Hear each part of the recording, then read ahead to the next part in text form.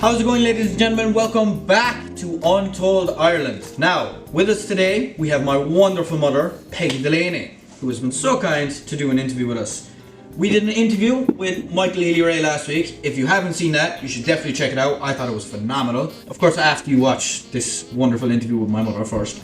We also have gained access to our YouTube memberships feature. So, if you would like to show your support to us here at Untold Ireland, just scroll down and you'll have the membership options down below. There'll be benefits to people who subscribe to our YouTube membership in the future. However, we just got access to it, so we're still trying to figure the whole thing out.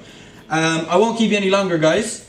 I just want to say thank you to everyone who's been supporting the videos and all that stuff. Let's crack on. Peggy Delaney interview underway. Let's go. How are you doing today, ma'am? Today we're joined by my wonderful mother. Would you just like to say your name and when and where you were born for the audience? Okay, my name is Peggy Delaney.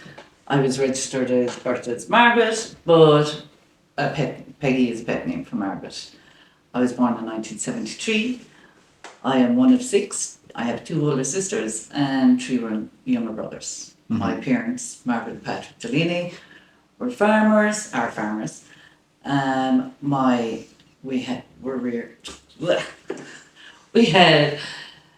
grew up on a farm with sheep and cows. Mm-hmm. Okay.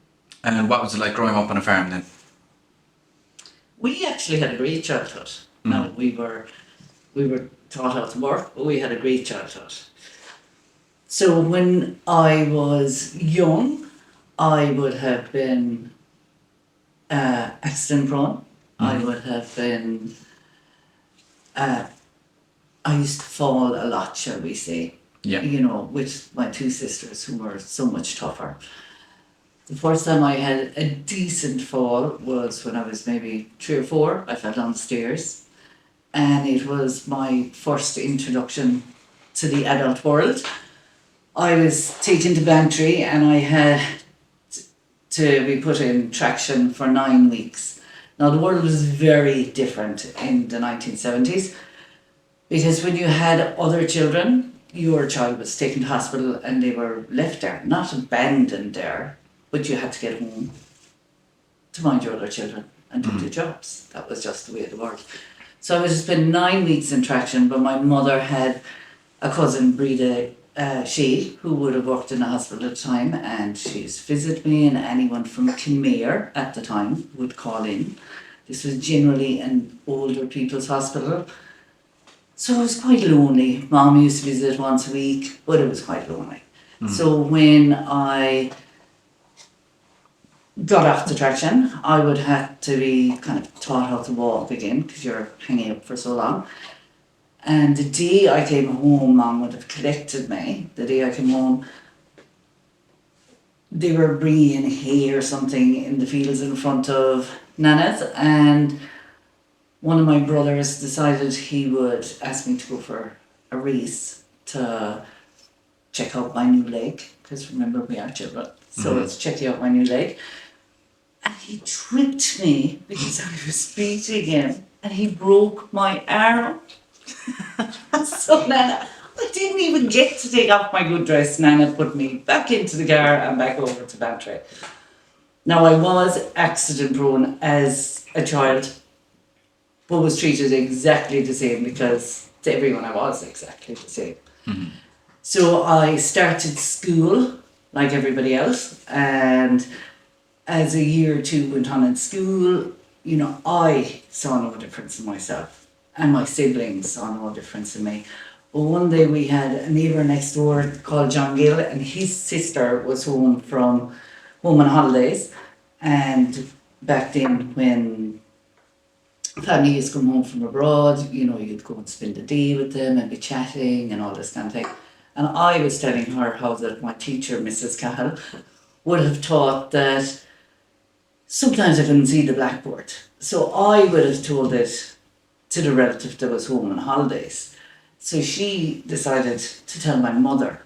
So it just shows you how the lack of communication was maybe there back in the day. Mm-hmm. So she told my mother, who in turn went to school, and it turned out sometimes I couldn't see the board. And that kind of started a whole roll of things with me. So the first thing that was discovered, I was sent for an eye test, and in the eye test they realised there was something wrong with my eyes, that my lens was loose and it was floating on and off. So the opticians I was sent to knew there was something he couldn't deal with because it was something he hadn't seen before. So I was sent to a specialist who decided he was going to fix it many moons ago, which would have been such a mistake because we were so behind and things like that. And he didn't actually know what was wrong with me, you know. So it turned out in turn, my parents refused to let him operate on me to try and make things better. But it turned out that then I started this thing where it unfolded that you go to Dublin. So when all else fails, back in the day, you went to Dublin because Dublin was the centre of excellence, all the good hospitals were up there. So I was transferred up there, which was, at the time, it was awful actually, because it was my eyes that I had the problem with, but because the thing that was wrong with my eyes was so rare at the time, that it unfolded, that it just started, it was like opening a box of sweets. Every sweet was different, there had to be all this. So some specialist that I saw decided that he thought I might have a connective tissue disorder, but they would have to, do tests or whatever. So the connective tissue disorder they thought I had, which in turn I had. There was no gene at that time. They didn't know the gene that caused it. So what they would do was, if you had 3 very distinctive signs of this connective tissue disorder, you were branded with this connective tissue disorder. Yeah. And not branded in a bad way, rightly so, like. So I was decided I had this, and my eyes were part of it. So what happened in the years after that, well, kind of rapidly enough, my eyes did deteriorate, and deteriorated very fast. But like that, I was still a child, and where children are concerned is, whatever your norm is your norm. So I never saw like everybody else. I never had clarity as such. I didn't see very well. So it was my norm, so there was nothing unusual to it. All that happened was I started getting glasses, then they would get better, then they didn't work, then they would get worse. And so then but the thing in Dublin, when it was very different back then, and it was, I would say for a child, very, very humiliating, because nowadays, when you take a child to a doctor, everyone has empathy for the child, and everyone is sweet, and everyone is kind, and everything was. So I was going to this place that was trying to put stuff together with doctors from other countries to try and find out something. So what they used to do, first you had to give skin samples. None of these samples are very bad. So you had to give skin samples, blood samples. They were very harsh. The nurses were lovely, but the doctors like this would turn around and go, okay, now take off your clothes, leave on your knickers. We need to photograph you. Yeah. So there was a lot of photographs, everything else. I was a very young child. Now, at this stage, I was, I don't know what age I was, maybe 6, 7. But it wasn't kind. And all I can remember was it was a very old building. The corridors were very cold. They were painted green. Mom used to sit with me. We lived in a different era back then. Whatever the doctor said was right. There was no question of it. I always was very grateful to my parents that the first doctor said, oh, can I go about fixing this? That they said no. I'll always be grateful to them for this. So it was, what they were trying to do was, in a group of countries, was trying to put all these people together. So I was on the list, I think I was number 21, so there was like 21 of us in Ireland at the time. That's quite low. So there was no one down this side of the country. So it is it's a genetic thing. So no one in my family had this connective tissue disorder. So I was what was called a spontaneous mutation. It was just something that happened. It was, at the time they say I was an unfortunate, which is so cruel. It's a bit harsh, yeah. Yeah, but it was, the way it worked. So I was an unfortunate anyway. And but it was brilliant in another way. And in the early 90s, they did actually diagnose the gene that was causing this. Now I can't do anything to diagnose, it can't do anything with it.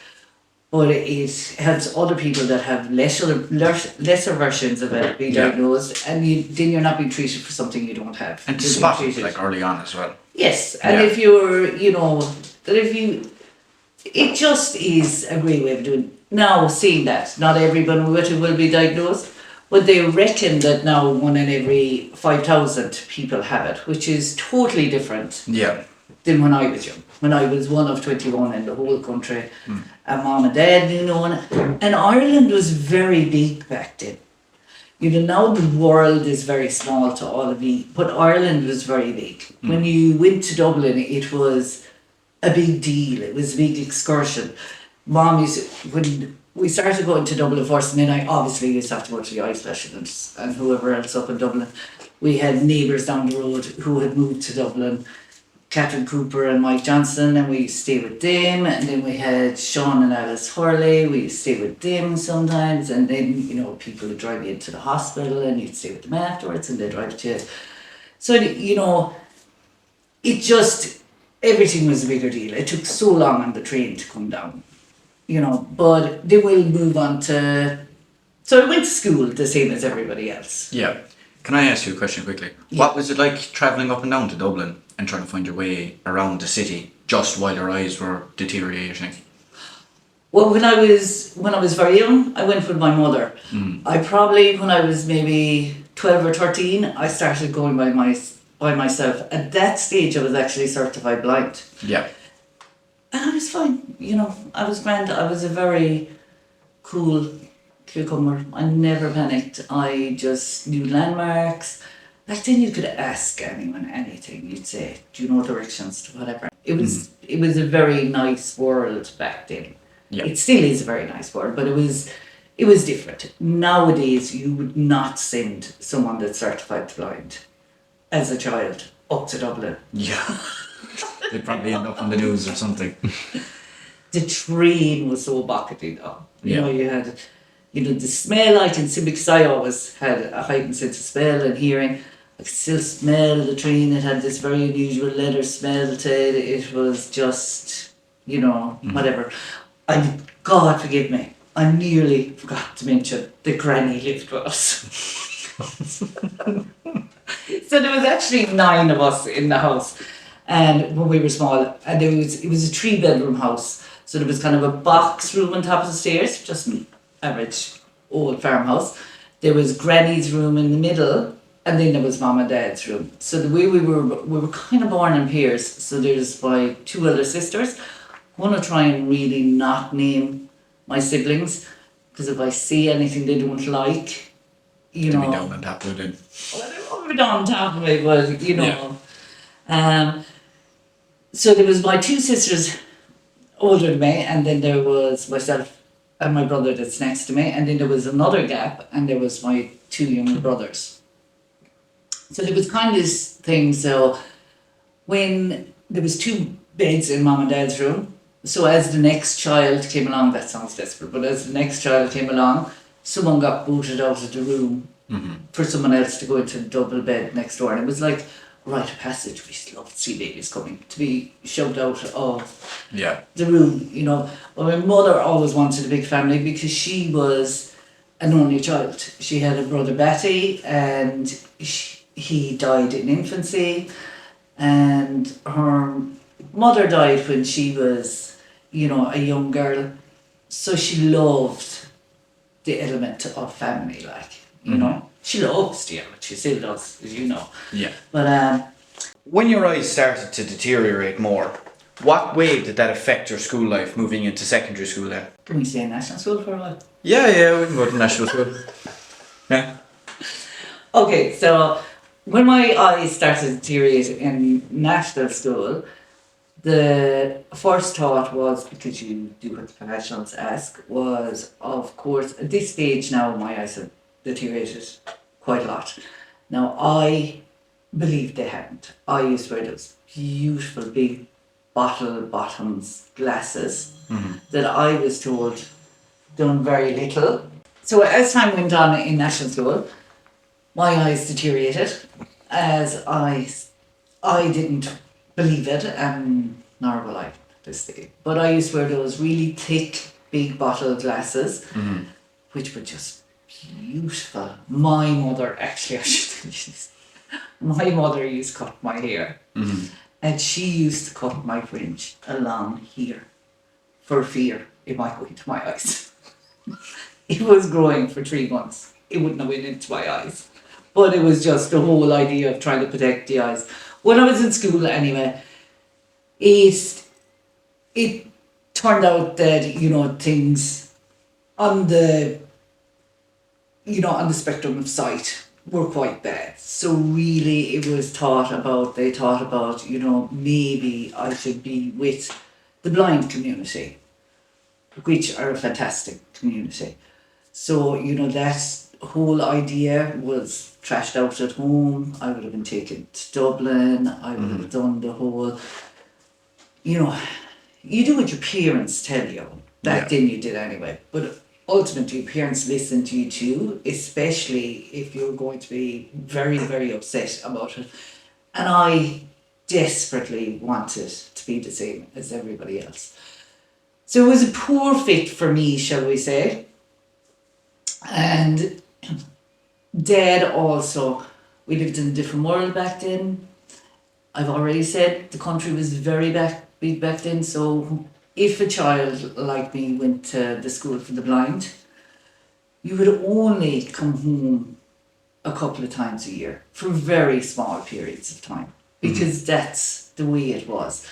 So as such, you would be slightly institutionalized, especially when you came from from Kerry and you were going all the way to Dublin. Yeah. It sounds mad because, you know, they're in completely different worlds, like. Yeah, they really were. And then my parents had also been given, which I possibly left out, because of the connective tissue disorder that I have.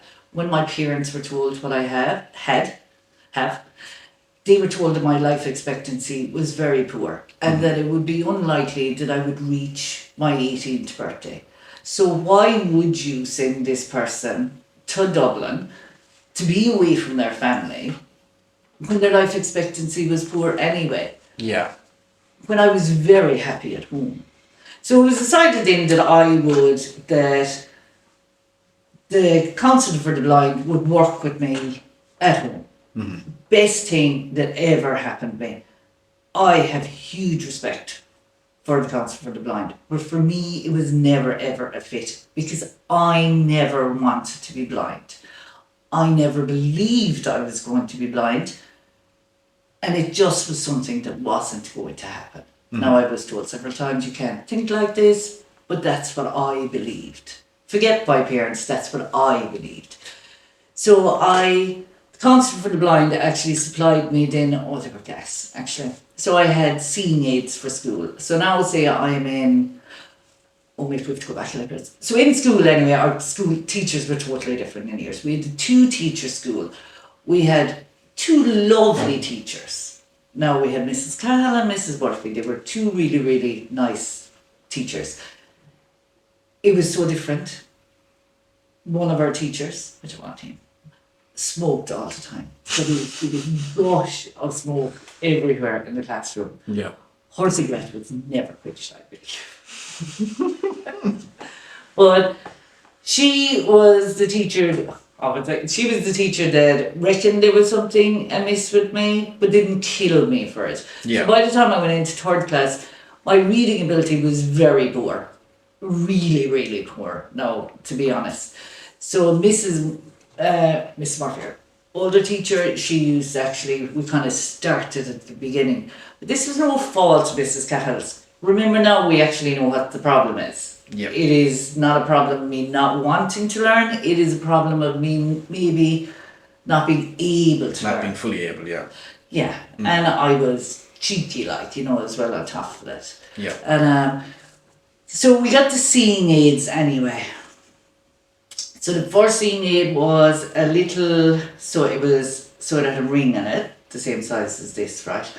And it was a tiny tube that size that went all the way down to a tube that's smaller than this. And you put it on your ring finger and you looked. Oh, go away. So this was the outside seeing aid, right? Now I don't know anyone that's going to walk around and want to pick up something outside and go. That was the outside seeing aid. So then for the blackboard, if you know the binoculars for watching birds, so they were the same as them, only a little bit smaller. Because remember I was a child, a little bit smaller. By the time, and they were brilliant, but by the time I would have them focused, put down the table, write the word, pick them up again, the focus was gone, start all over again. It was desperate. Yeah. Then I had like a big magnifying glass on a stand that I would put over the words in my book. Alright? In national school, I wasn't allowed to, back then, on a Friday and on a Monday evening, there was girls and boys crafts. I was never allowed to do girls crafts because they involved needles or knitting needles or sewing needles or learning how to do a bit of crochet or whatever. So I always had to sit with the boys because they had less dangerous things to do. Right? This was another thing. Now school, while I was in that classroom, I was definitely so the seeing aids, the first thing that happened to seeing aids, my mother put them into this beautiful cream bag and it had an apple and a half-eaten apple on it. And I was told, mind these for dear life. You cannot leave these, get lost. And we were told they cost thousands, like, do not lose these now. Oh, I won't lose them, I won't lose them. One of the first things I done was left them on Peggy Bridge. On the way home. So I'm not even surprised either. And we walked to school every day. Yeah. We walked to school every day and we walked home from school every evening. 90%, 99% of the time, I would say. So I lost them, and there was this lovely lady, Marge Noonan, and she found them on the bridge, and she would have returned them, and I would have been killed, and I had to be more careful of my whatever. There was, I presume she was a trainee teacher down the road here on Cleedy, Long Cleedy, that agreed to take me on a Saturday to try and pick up on my spellings and stuff, because the word she taught me how to spell, I swear to God I can still remember. I genuinely can. But I would have really struggled catching up with the reading and the spelling. There's no point me saying it, but I thrived at maths. So Mrs. Murphy was brilliant. When I went to town school, I already had done interest maths. I thrived at maths. So she was just saying, if she's good at maths, leave her do maths. She can do maths while she's in doing the boy stuff. Because I should have been doing whatever Mom used to really at home with me, but it was because I hadn't learnt it when everybody else was learning. Because I couldn't, I'd probably be watching the blackboard and then my lens would slip and then I couldn't see anymore. So then the powers that be, these powers that be, decided when I was in 4th class that the best way to keep me as good as I was not allow me out during play hour. Play hour was break. I don't know why it was called play hour, but so I used to go to school in the morning, walk to school, of course, and then I would go into school, do my lessons with everybody else. Everyone would go out for break, and I would sit inside. Oh, that's awful. Because if I got banged or hit, I might either get hurt or make myself even blinder. Mm-hmm. Now, the blinder bit probably wasn't going to happen, but I was potentially going to do one of those things. Those 2 years were actually horrible. So then they nearly rate with the whole genetic trial thing. Then what I used to do was then I used to come home from school, go upstairs to Mom's room. There was no sitting me in at home. Like, it was the most bizarre system ever. But this is what was told to be done. So that's what was done. So I had one of my favourite pastimes, and it took me so long to be able to do it, was there was an open window in Mom and Dad's room, and I keep staring down until I could jump off it. Nana's bedroom window. It's not jumping off. Yeah. Because I wasn't out of home out there, so I was so much injured. But the jobs, so we used to do jobs in Tulloch. If we were collected from school, I was treated exactly the same as everyone else at home. Now, I was awkward, but I had to do jobs. There was no question of that. I wasn't seen different than anyone else's at home. The lads didn't treat me different. Lads and girls, didn't treat me different. You know, and we had neighbours around us that all were adults. So it was the 6 of us. We had neighbours down the road. But as such, we were very, after school, confined to each other. And because we had jobs to do, we were brought up very old-fashioned.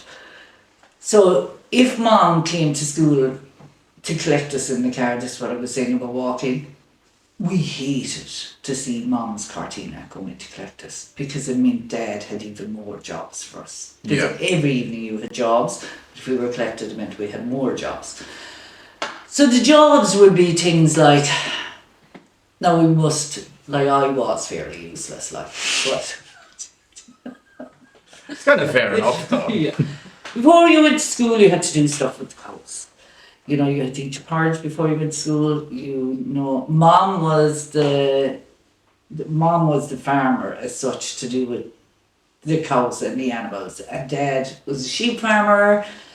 He turned a lot of the land around here into fields, which was just like mountain scrubby thing beforehand. But Mom would have a gentle tone with her with animals, which Dad would have been more, you know, animals sense these things anyway. But so we used to have, in the winter time, Granny and her chickens. This was, I always felt like I was really demoted when I was given this job. But Granny had chickens, and it wasn't like your beautiful hen houses now. It was, she'd iron all the way around, and she'd a load of chickens. And when you'd go in there, the smell, lads. And it wouldn't be cleaned out every 2 weeks, it would be cleaned out every couple of months. Yeah. And you nearly would be hospitalised after all the fumes you'd taken and it spilling you over. Well, we used, I suppose, do the cows, do the sheep. We had, you know, incidents of when we were going, we'll give you one or two of my mishaps, will we? So, obviously I was awkward. Yeah. Right. And obviously I was, at this stage, you know, my father found it very, very hard to come to terms with the fact that I couldn't see. In fact, I wore big thick glasses. People thought I could see everything. But yeah, so we were going up, they were going up. These were jobs I had done in the past, but obviously had proven to be more of a hindrance than a help. Yeah. So they were going up to Coombe. So Coombe is over Scrahan, through the Commonage, and down into Coombe, where Dad's home place was. So we were going up there to bring down sheep, and they kicked up anyway when Dad was saying, are you ready or whatever? And they would have done, why doesn't Peggy have to come? Why does she never have to come? You know, that kind of thing. Yeah. So, of course, I was told. There was none of that nonsense in our house, like, so, of course, I was told, you are going to come. And I said, great, I didn't have no problem going. So I'm going to hold up things. But what was actually the compromise was, I would have taken my youngest brother. Yeah. So I couldn't see. He was small and kind of useless, but he could see. Right, so it was great. He was like your eyes, so. He was my eyes. And we had a couple of incidents together that he proved to be really poor. Yeah. Being my eyes. So that one was, the last time I went to Coombe was, we were down in the valley, and Dad used to actually roar at us across the mountain and tell us, you know, go east or west or, you know, whatever, there's sheep going on. Now I love looking up Scrahan now and looking at sheep. I could not see sheep back then. You know, there was no hope I could see sheep. So Dad was roaring at me anyway, and the Fanon would have been quite high, And how I defined things was through colours. So colours were very sharp. Well, I thought they were very sharp. So if you changed colours, it meant you were probably changing materials or whatever. So but when Dad started roaring and I said to my brother, which way do I go? And he would have went, that way, like. And I would have started running, I would have ran straight off a bank into a river Jesus because Christ. the phenomenon was too high. Yeah. And because the glasses were bopping up and down, it just wasn't working.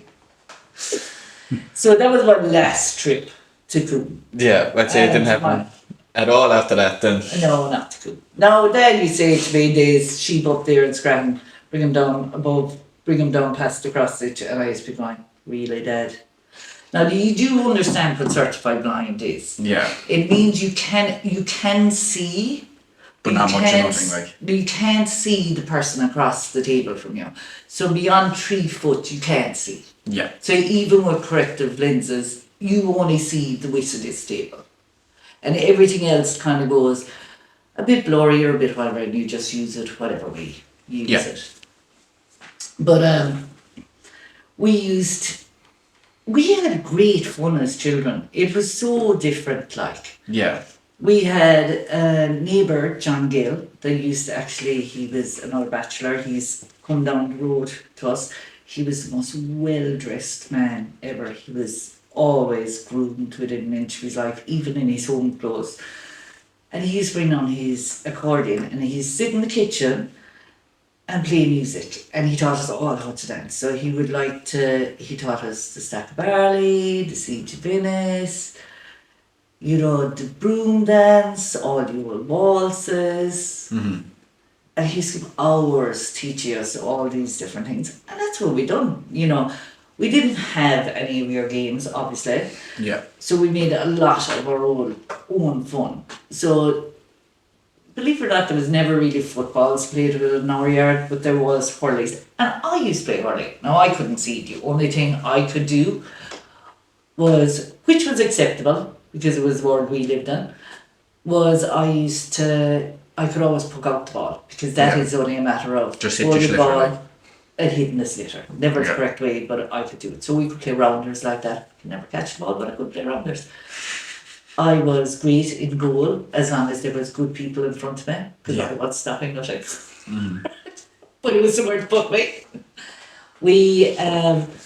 That was a big pastime if the field in front of the house was cut or cleared or whatever. We got up to mischief a lot, which wouldn't be acceptable nowadays, but we did. We used to, if there was barrels, we put planks over them, we'd play in the hay shed, we'd play, you'd go exploring. When you go exploring, anything could happen. We had, bizarre jobs, like we used to fill lanterns at night with paraffin when it was lambing season. And one of my jobs, because I couldn't do much wrong with this, was put them around the field, because they were going to keep the foxes away. Yeah. But foxes get used to things and then you change. But then, as I said, we were brought up in a great house. We were brought up in a house that the door was always opened. There was always something going on. There used to be ball nights, card games. It was a big house for 110, which is a card game, if you ever want to learn how to play it. My mother would love if you came back in fashion. And there was all the events when you had someone home from America, when Auntie May or Auntie Bridie or Auntie Mark came home from England, Auntie Bridie, came home, there would have to be a night out or whatever. But see, we were brought, our aunts, right? So my dad had 4 sisters. 3 immigrated to America. One of them we called the nun, because she is a nun. She's still alive. Herself and Auntie Hart is still alive. The other 2 aunties, Bridie and Margaret in England, have passed away sadly. But we were brought up so that when they came home, it was a massive deal. You know, and there would always be neighbours coming and cousins coming and car games or a few drinks or whatever, or any of those kind of things that went on. We then were brought up in a family because of there being someone holy as such in the family, and there was friends in the family that were holy. It was like a community of nuns, I suppose, if that's the wrong way to put it or right way to put it. But they used to all visit us as well if someone came home with their family that was belonged to us. So we were very, very respectful. But I'm going to tell you this story, which I probably shouldn't, but I'm going to tell you anyway. All right. So, Okay. Here we go. Auntie May used to go, when she was home, Auntie May was home this one time and there was a card game, or what would have been a card game and a few drinks and, you know, whatever. And when we were little, there was a corner on the stairs, we used to look down around the stairs. We never lost this until the whole thing fizzled out. And we would be told, get up, get back up to bed or whatever, and we used to do what we were told. But this morning anyway, and we were playing my two older sisters, because I was too young, decided that we would get up. So they would have taken me out of whatever I was in and taken me downstairs, because I would have still been in Mum and Dad's room, I suppose, at this stage. They couldn't get Mikey out of the cot, so they left him there, and the three of us went downstairs. And then when my parents got up, Mum was thinking, what is wrong with them? And especially what was wrong with me, like, because I was the youngest. But as it unfolded, we had drank sherry. Now, we could have drank anything, but what we had drank was sherry. And Mum to this day says, thank God they only drank sherry. But the reason this story is interesting, because as I said, Auntie May was home, Sister Cabrina, absolute fabulous woman. You know, worked for years in the Philippines, opened the soup kitchen in America. This woman is fabulous. All my aunties were. But she was proud of going to town with her two nieces. So the way it worked was, little girl that couldn't stand up properly was left at home. Now this would not be acceptable to nowadays. So I would have been tied in the playpen for fear that I would have got sick of myself. So the story goes. So I would have been like, oh Lord, tied in the playpen in case I got sick. So when I'd stay home and mind me, while Auntie May and everybody else went to Mass, everybody got in the same car. That was another thing. And so they went, Mom and Dad always sat at the back of the church, right? And I mean, on one side kind of women, the other side and kids, that's the way it was. But Auntie May, she was holy, so she went right up to the front with her two nieces. You know that the thing that kind of separates off the pews from the altar, now that that wasn't there. Auntie May had to put up with Sealing Mary running over and back and around the altar. She could not control him. She was drunk as well. So that was my first introduction of drink. We'll move on to we'll stay with the drink a minute. So we had this neighbour, Michael Ned, and he was another bachelor man. He was lovely too. So we sent to Michael Ned's for messages or to give him messages or whatever. And he insisted on the bloody sherry. To this day, I hate a sherry glass. And he'd say, have a drink, you have to have a drink, have a drink. And we used to tell him when we'd go home, just think of it as lemonade. You know, just drink the bloody thing. Because that was the thing about respect. If you were given it, you were meant to drink it. And we used to be going, but we don't want it. It's awful, like it was sherry. It was disgusting. It is fucking disgusting, yeah. Yeah, but this was back in the day when that's all he would have in his house. So then we will move on to the next thing to do with drinks. So when I made my communion, rambling on stories now, when I made my communion, my doctor in Kerry used to be Dr. Mahoney. And Dr. Mahoney was Mahoney's pub. So they had the pub by night. And by day, Dr. Mahoney worked in the women's snug, and that was his surgery. Right? So his cures for things, we bring a doctors in there, but his cures for things were quite unusual. So I would have been after making my communion, and I would have been, back then you used to fast, lads, the madness behind it. You used to fast before communion. It was nuts, especially if you were someone like me. So I got up to go to communion and I collapsed. So pick Peggy up to Dr. Mahoney's. Do you know what you give a communion girl? to wake her up after collapsing. Which? Brandy. Oh, for fuck's sake. So That's the brandy. job. That'll wake you up when you're... So when we were sick or we had anything, the measles, gold, whatever, Mom used to bring us home because Dr. Manny used to recommend this, bottles of pineapple juice. I don't know, was it because there was a bit too extra? It was pineapple juice anyway, always and ever. And I really hit the jackpot maybe for a year because my iron used to be low. And it used to be the same as nowadays. I had to drink a half bottle of Guinness every night. Oh, for fuck's sake. It was disgusting, like, and Yeah. they used to at home, because we were all young still, they used to go like this, and time it, you know, go, 1, 2, 3, 1. Because we tried it with eggs, we tried it with milk, it was just disgusting across the board. But it was to bring up iron. And Yeah. that's the way things were done. If you had an earache, a toothache, it was always alcohol. Yeah, but sure, obviously it's different nowadays because they've done so many studies on alcohol and all that stuff. Do you know? Yeah, but Guinness You know. is full of iron. Yeah, I know. Like, it doesn't change the fact that Guinness is full of iron, but obviously not. You're not going to go to the doctor now tomorrow and be like, oh yeah, see your newborn child there, make him be sculling back there, scull back a couple of points now, get them into me, granddad. Like, No, it was a half bottle a day. yeah. And it was to bring up your iron. And I suppose it worked. Sure, I had to do it. Yeah. It worked. It was disgusting. It was what was done at the time. Yeah. You know, these weren't decisions Mom and Dad made. They were what were It was just the recommended. normal, like. Yeah, but old Mrs. Manny, who would have been Dr. Manny's wife, when I got diagnosed first, she went to Lourdes. She went to Lourdes and she brought me back a rosary bead. And she brought me back a rosary bead and it had, you know, where the rosary bead joins together. I know some of you know much about religion, so where all the rosary and you have.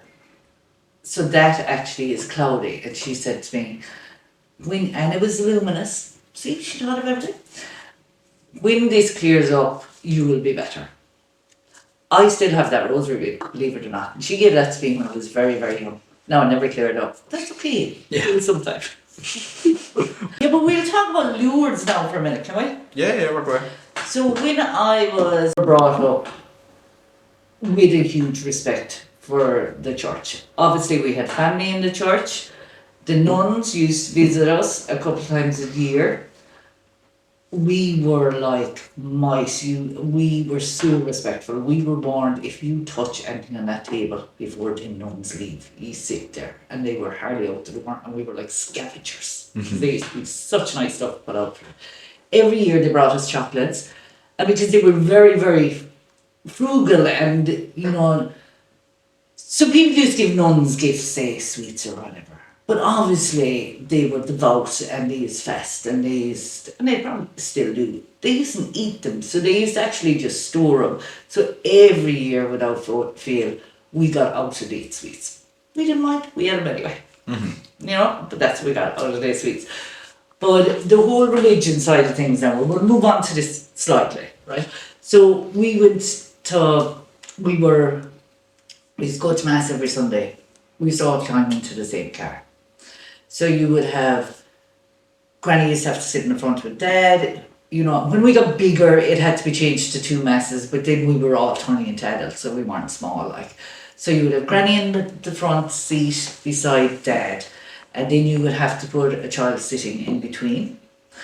Then you would put Mom in the back, because they were Cortinas, they were big cars, and you would pile all the children on top, and it was always, my brother Peter was always put lying on the window at the back. So everyone went in the car. Can you imagine nowadays? Yeah. 9 people went to Mass on a Sunday in the car.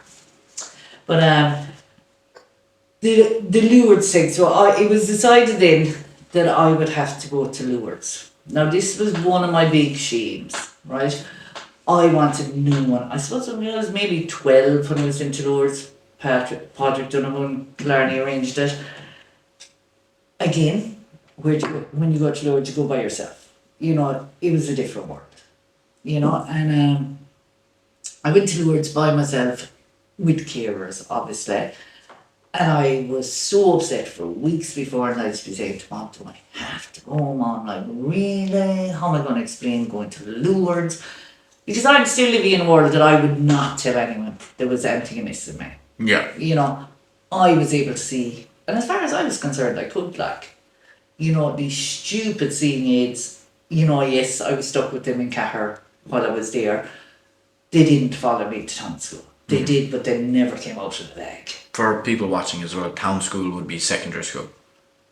Yeah. Yeah.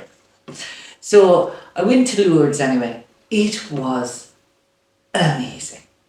Absolutely amazing. It was a brilliant holiday. They took us up the Alps. There was little gatherings and parties at night. The processions and the prayers were actually quite lovely. The baths were amazing. We were down to in the baths and you came out dry. It was very surreal and very whatever. So much so, as you know, our Aisling was not particularly religious either, but does believe in a fate of some sort. In transition year, went to Lourdes. Yeah. Because I had said, you have to go to Lourdes. It's not like going to Mass and come here. You need to go to Lourdes. And she came on, what she say? If Mass was said, like it is in Lourdes, in Khmer, we'd all go to Mass. And I am not ditching Khmer Mass, just in case anyone thinks I am. Yeah. Because there's a place for everything. But so that was there was so many prayers. My mother never stopped praying for me, I would say. Now, moving away from all that, what was the transition into secondary school actually like? Do you know, it was great. It was okay. Yeah? And the reason was, I think, when we were in national school, Mara Murphy, our teacher from 3rd to 6th class, not only taught us how to do schoolwork, she was great at making us act. She used to do music and whatever, and we sing and dance and enter all these fishes and this and that, but she always made us do plays as well. And I think I used some of that when I went into secondary school. Do you know, it's so funny you say that, because the interview with Garrett Power and the interview with Jean McGarrett, they both rattle on about, well, rattle is kind of the wrong word to use, but they both talk a lot about how drama is super important in terms of just development of social skills and all that stuff. So you're saying essentially that it helped you massively going into secondary school? Massively. Yeah. Absolutely massively. I think every national school should do it. And she always found a part for you, and if you actually weren't particularly good at something in it, she would explain to you how to do it and how to become the character, let's say, become the character. So essentially I became a character when I went into town school. Now the first thing I done was my five siblings all went to the vocational school. Now my two sisters had went to the vocational school, and that was reason enough for me not to want to go to the vocational school. And the reason was, since I'd been little, the lads had not been minding me, but I was always, which people didn't mean, but I was poor Peggy. You know, I was mind her, make sure you mind Peggy, poor Peggy, poor Peggy, poor Peggy.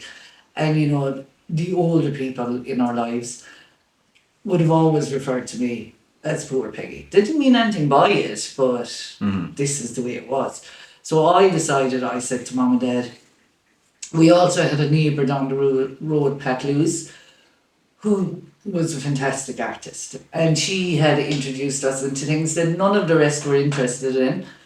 But I loved the art. She just showed me a different way of seeing things or making things or doing things. And I loved it. There's no point. I absolutely loved if I got an opportunity to go to their kitchen. Yeah. So I wanted to do art was the excuse. It was an excuse. I didn't want to go to school with Celia and Mary. I didn't want to be in anyone's shadow anymore. I wanted to try and do it on my own because I didn't want to be the blind girl. So I went into secondary school. My aides went with me, but never, ever came out of my school bag. Yeah. Now at this stage, so you transition in secondary school and went to school for the blind. What they do is there was cassette tapes, you know, the little tapes that you rewind and fast forward and rewind and fast forward. all my books that could be put on cassette tapes were put onto cassette tapes. So they were for at home, because obviously I wasn't going to do them in school. Obviously, the principal, who just happened to be Mr. Power, was actually told of my disability, as we'll call it, right? Was told of my disability. And they said they would make allowances for it, but should I be in a mainstream school? And it was decided, yeah, because that's what she wants, that's where she's going, but she's not going to Dublin, so this is what it is. So I went in anyway, and the way it worked was, there was brilliant teachers and there was really bad teachers. Now the brilliant teachers were people who, now obviously if you're good at something that makes it extra easy, you have teachers who would prefer you to write on the lines. The lines aren't that great, so I had the same copybook as everyone else, so the lines would be a bit blurry. That wasn't great because you'd be killed over that. You had very interesting teachers. We had a teacher, Mr. Kidney, and he used to teach us 2 classes, and he was the most interesting man in the country. But never really spoke about teaching what we were meant to be learning. He used to love going off in a tangent, but he was so interesting. Yeah. Then we had the nuns, so we had Sister Anne. School was different then as well, because you had ashtrays in the bathrooms. Oh, wonderful. Yeah. Upstairs, not downstairs. Yeah. In the other school, Miss O'Sullivan was completely against smoking in the school. So was Mr. Power, but school was different then. Yeah. Right. So you had, now I did struggle, and in some ways it was my own fault, and in other ways it was the environment, because now you have all these resources for children in school. There was no resources for me. Mm-hmm. I was the girl that was a bit awkward. Very early on, I learned every single place of the school. Now, I could walk the school, and without actually counting aloud, and I could be talking, I would know exactly how many steps there was between everything. I knew exactly how many steps were on the stairs, so that I had to stop running my feet up against the front of the stairs. Yeah. The start when you're learning, you have to put your foot in and run it against the jamb of the stairs, and then up along not the jamb, where the step goes up. Yeah. And after a while, you know that there's a turn or there's a flat part, and it just all becomes nature. Muscle memory, like you kind of just do it instinctively. Yeah, you just know where you're going. So it was on to the convent.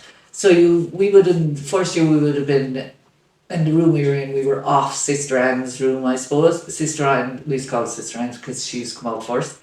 And I thought she was fabulous. We had a couple of nun teachers. We had Sister Concilio. I loved Sister Concilio. People were terrified of Sister Concilio.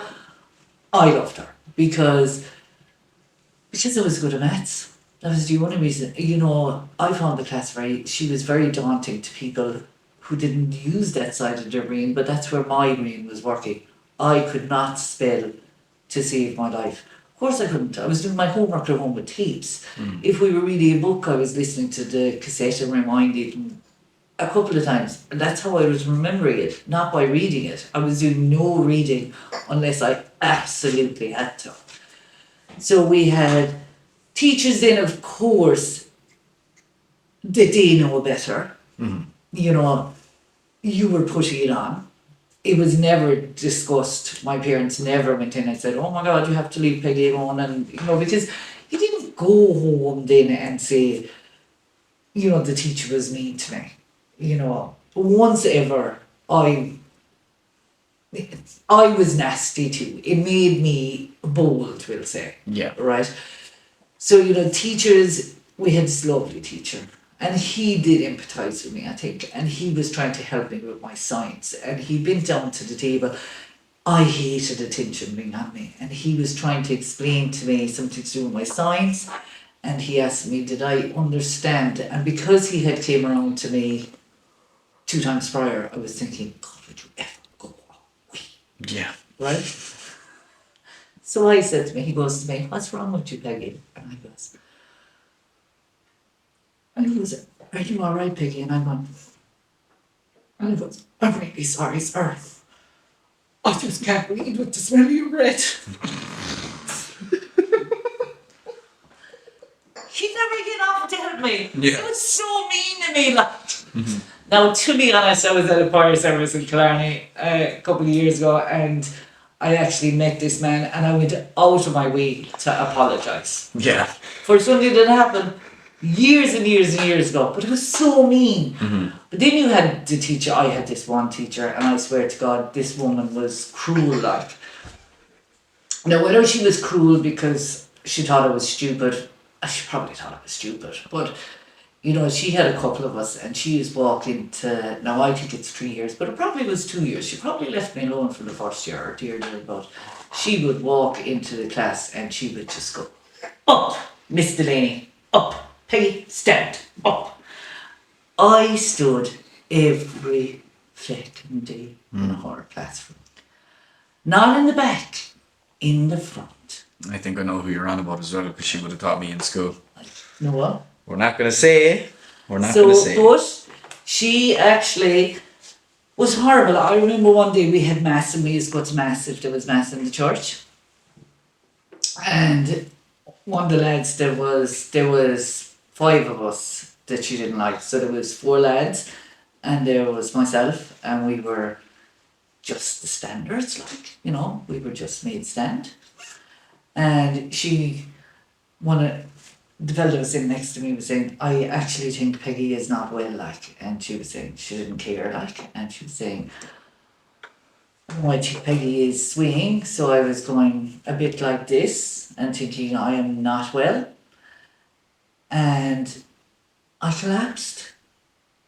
So the worst thing anyway was, after me, I collapsed onto the floor. Now, the worst thing that could possibly happen, because this woman then had to sit with me in the home economics class for the whole of mass. Now, I really was not a fan of this woman, and she wasn't a fan of me. So, like, what a day I had to class. Any other day I could have actually just went down to the home economics room. But this woman was so harsh. Which I have left out, every so often I used to get sick. I spent quite a lot of time in hospital all the way through my national school years and all the way through my secondary school years. So I used to get really bad headaches.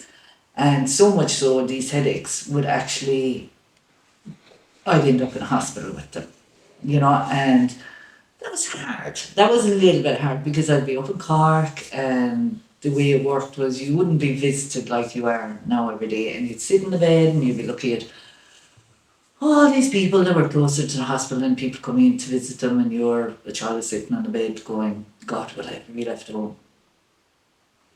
But this woman anyway, it was my junior cert, and I had been in hospital, and it was maybe then straight after that Granny died. Now, Granny was a huge part of our life, and I absolutely adored Granny. Every Friday, Granny used to go and get her pension, and every Friday she brought us a bag of teacups and a green apple. Every Friday, for the whole of our young life, like. And aside from that, Granny was just special. She was fabulous. Yeah. And so Granny died anyway, and we were steeped in tradition, so we were all off and we were all home, and we were, you know, no different than today. Mm-hmm. And she said to me, well, why were you missing now, Peggy? And I said, well, Granny died, like. Mm-hmm. Do you know what she said to me? The worst thing I think anyone has ever said to me in my life. Which? She goes, well, now, Peggy, she's obviously not going to do your interest for you in her state of mind. What a cow. Yeah. Well, when Aisling, changing subject, when Aisling went into town school then, I do believe you should never ever, if you have an opinion of something, which he would do well to remember, you should try not to force that opinion on somebody else of that person. Yeah. So I never mentioned I had issues with any teacher inside in school, because the school's amalgamated in. So she was one of the teachers Aisling had. And Aisling came home after a few days of starting school and went, Mom, what's the story with such and such a teacher? And I goes, why? And she said, I've had to correct her now a couple of times. because I was talking and she shouted down at me and went, Peggy Delaney, Peggy. So she saw me and Ashley. She done it a few times and then she just stopped because Ashley kept correcting her and saying, I'm not my mother because he just had got a bit moutier. I don't know, is that a good thing or a bad thing? It is what it is. I'd say in this case it kind of was a good thing. Well, anyway, so school was, do you know school was grand? I actually loved school. I laughed a lot as a child and I laughed a lot as a teenager.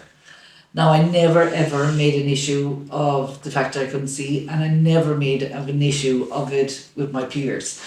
Now, the bus coming home from school, that used to be tough because you used to get onto the bus and just dump your bag and everyone had to walk over them. That was like minefield for someone like me.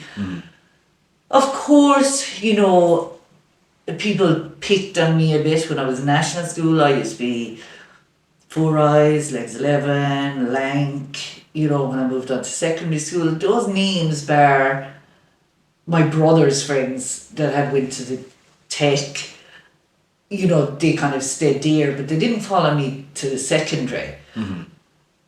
But of course I was different. There is no point saying someone as awkward as me, you know, playing basketball.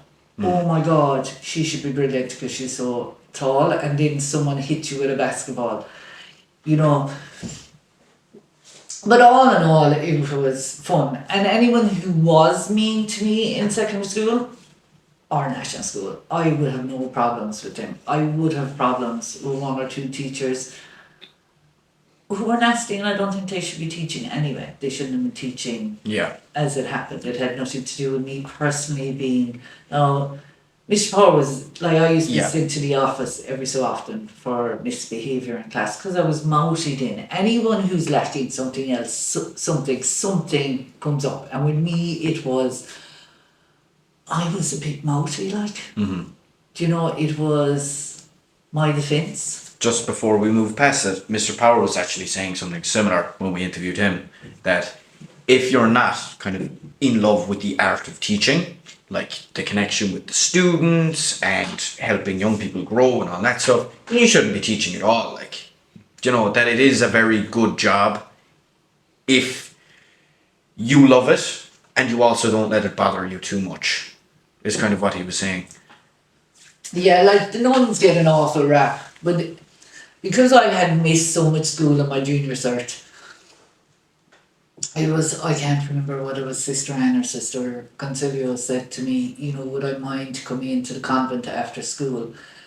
And as Sister Concilio said to me, we won't work on, there was some young nun there, we won't work on what you're good at, we will work on what you're struggling at. Because we know even if you don't do well in these exams, we know you can do it, you've just missed so much school. But you'll pick up on them where you won't necessarily pick up on the stuff you're struggling in. Yeah. But as it happened, I'd done my junior cert, and at this stage I had been working. So, silly stuff used. Now, obviously, my friends, everyone in my class I would have known by the sound of their voice, not necessarily by what they looked like unless they were right next to me. Yeah. But I would have known everyone's voice. I would have known older people's voices. It caused me some problems when I got older, but it would have always been voices I knew, obviously. I could always hear the teacher coming. Of course I could, I had heightened hearing. But the things like, when we were walking downtown, the two girls I used to hang around with, like it was just so selfish of the, what are they called? The Kimmer Council put up a pool, right?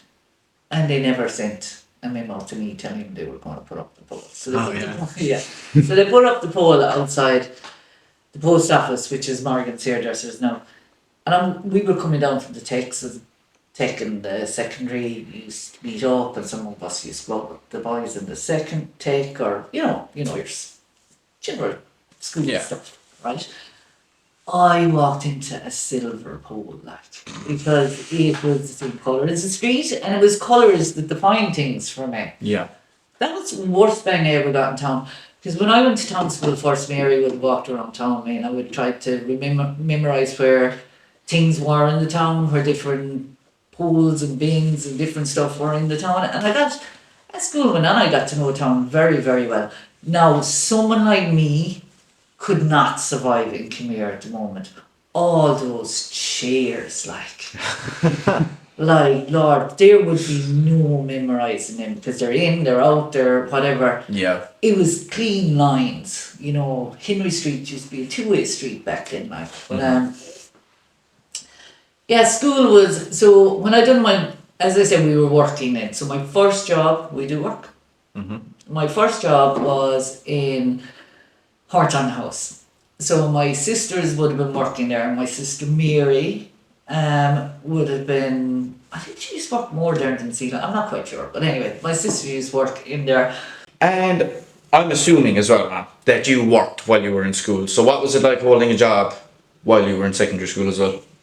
And what would you have worked at? Yeah, well, I definitely worked when I was in school. My first job was inside in Horton House. It was owned by Anna and Jerry Brown.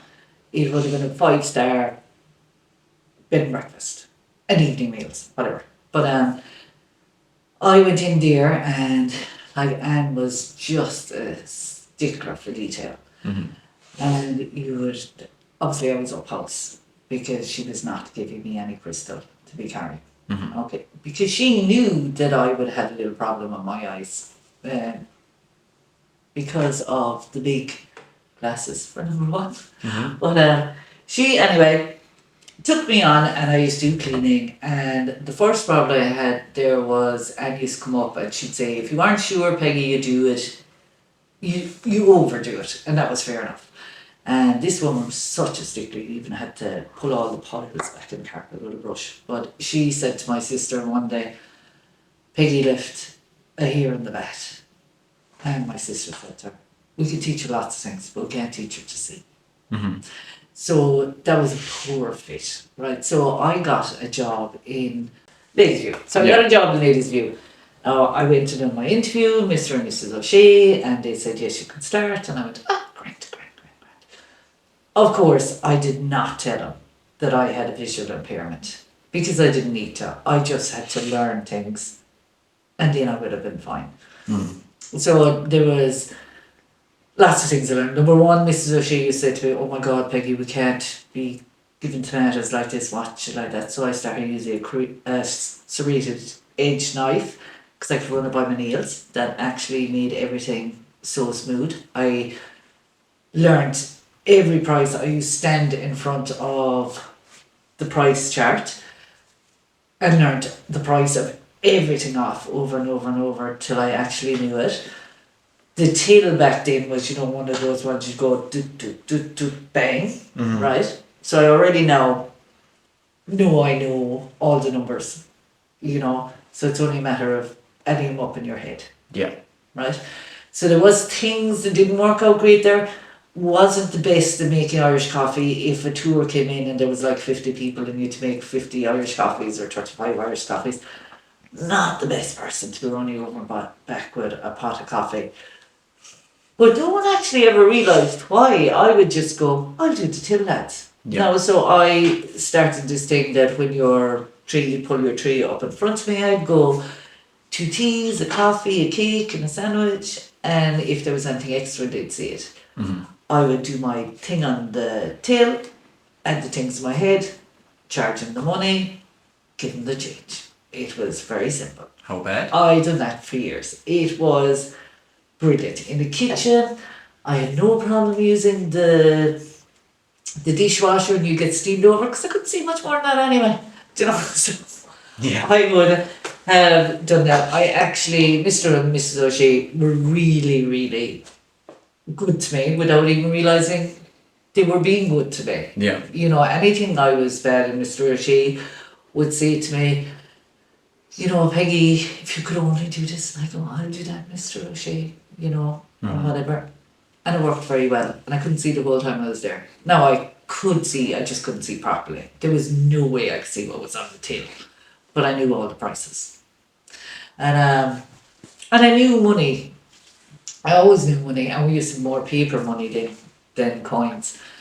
So then when I done my junior cert, I actually left school.